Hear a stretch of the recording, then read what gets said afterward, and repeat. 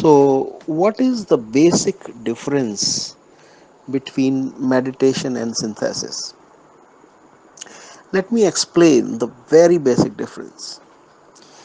In meditation, we treat our past karmas, stored karmas, or the ego as a baggage. And the effort is to actually cut that off. So, what we are doing, we are watching our thoughts and trying to chop off our sanskaras. Even in Vipassana, you are looking at sensation and you are trying that everything goes away. And uh, as Buddha said, that when you meditate very deeply, you will get enlightened. And the meaning of enlightened was that you will get extinguished. After all the karmas are dissolved, you will just be no more. You will just go into nothingness. You will become nothing. In synthesis, we treat all the past karmas and all the ego as an asset, but it's a very troubling asset. So, what we do here, we are not throwing it away, we are just merging all that in our consciousness. So, what we do basically, we break the boundaries of that sanskaras, of that emotions, and as the boundaries break, that whole ego then become cosmic and it is no more ego.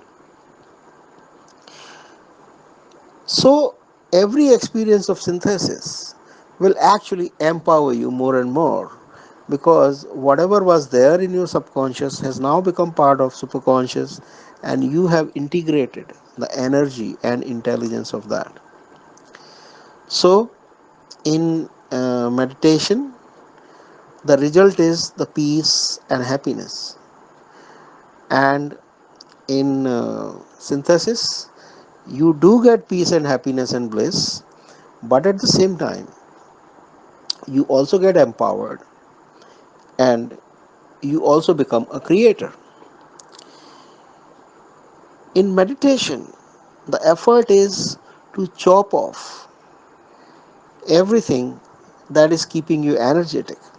So basically, the effort is to know the Shiva, that component which exists in everyone. So in meditation, you discover a universal space, a cosmic space. But in synthesis, we are not chopping that off, all our experiences. But what we are doing, we are bit by bit, those experiences are merging in consciousness. So, synthesis is the experience of Shakti merging into Shiva. And we have to realize that Shiva is the sameness in every being, and Shakti is the uniqueness of each being. So, in synthesis, you are knowing the space where everyone is connected, but at the same time, you are also knowing the space that is of your unique individuality.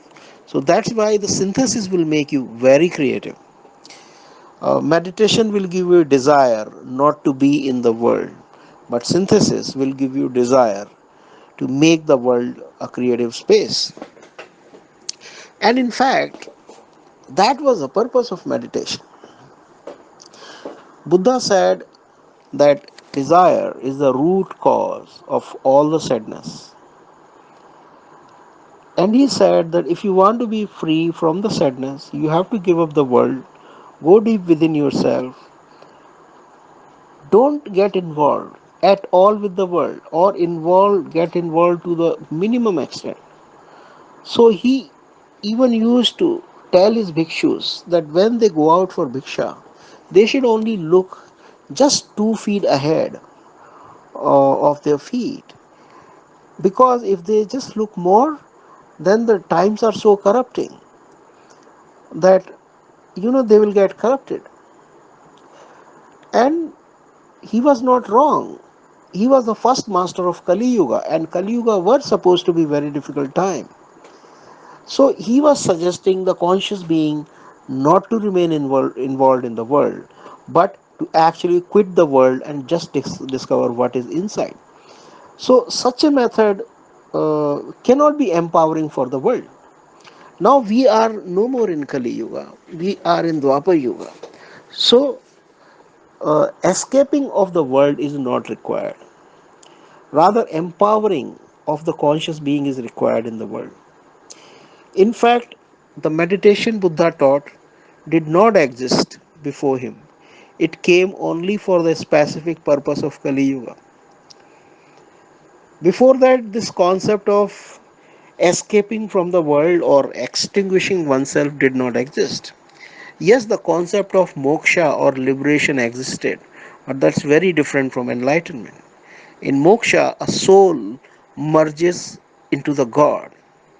The one becomes one with the God. That is the experience of Aham Brahmasmi. So, one is not extinguished, but has become one with the world. He has become the cosmic channel. He exists, but there is nothing personal about it. And in that state, there is a huge freedom. So, that was the concept of spiritual sadhana before Kali Yuga. But in Kali Yuga, the necessity was to save and protect the conscious people. And the best thing Buddha found it can happen is that if the conscious people are no more part of the world, so that the unconscious or dark people, they just remain in destruction, they destroy each other, and somehow the conscious people are protected. But now we have come to the Dwapar Yuga. We can also recall that in Dwapar Yuga, Krishna suggested the path of action, the Karma Yoga, and he also suggested the spiritual practice of Sakshi, where one becomes aware of inside and outside at the same time. Now, a lot of people uh, try to adopt the same practice today, but they discover that practicing Sakshi is not easy, witnessing is not easy, because it is so exhausting to remain aware of yourself, and all your creative energy is exhausted just in observing yourself. And finally, one becomes tired and non productive in life. So, how can, in Krishna's time, the Sakshi was supposed to give you the integrated karma, the karma cosmos want you to do. You are become the cosmic channel. But today, if you do the same Sakshi practice, you will be so exhausted, and there is no possibility of karma. So, what is the difference? In the Krishna's time was a descending Dwapar Yuga, and now we are in ascending Dwapar Yuga. And the difference is that in the Krishna's Dwapar Yuga, the subconscious was very small. The subconscious majorly got formed in Kali Yuga, and today we carry a huge baggage. That's why if you start to look inside and outside at the same time, the inside is no more elevating. When you are soulful, the inside, looking inside will elevate you. But today if you look inside, you will are looking at subconscious, which will drain you out, which will like pull you down. So you cannot have the same practice. So the practice we have adopted, synthesis again, people say, a lot of people say it's like witnessing, it's like observation, but it is beyond that. Here we are, what we are observing is our soul inside and the psychic imprints of our emotion, both at the same time. And the effort is to dissolve or to integrate the subconscious into superconscious, and slowly your inner experience start to become uplifting.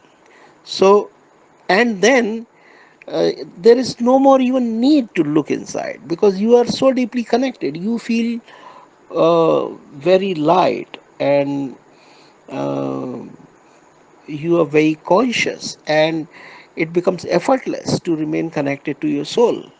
And then whatever karma you do will actually be a cosmic karma, it will no more be a egoistic karma. So synthesis is a technique by which all your karma will transform into a cosmic karma where you become a cosmic channel. That is why synthesis empowers you, because you are no more an individual egoistic being, but you actually become the cosmic being. Also, meditation is a very slow process. You become aware of the thought, and thoughts are coming from deep inside of your sanskaras. So you keep chopping them off one by one. Just a too tedious and a long process. In synthesis, you look at your karma, you look at events, you look at your emotion, and you keep peeling them one by one, and the process is very, very fast.